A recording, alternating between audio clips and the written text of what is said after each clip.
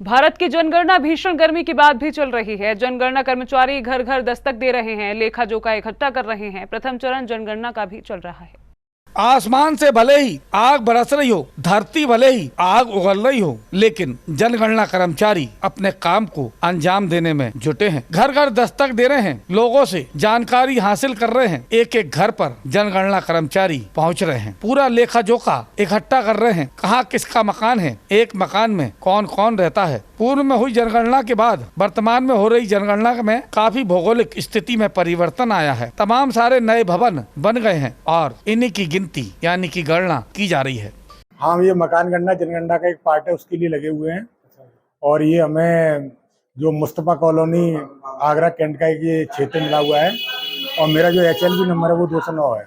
काम चल रहा है अभी। हम मकान की गणना, अभी हमने जनगणना नंबर डाले हैं, भवन नंबर। अब ये हमारा ये सूची बना रहे हैं, जिससे हम सिंक करेंगे मोबाइल ऐप पे जो HLB। गर्मी तो पड़ रही है, मगर ये भी बहुत जरूरी काम है, इसको करना है और देश हित में हमें भागीदारी निभानी है सर।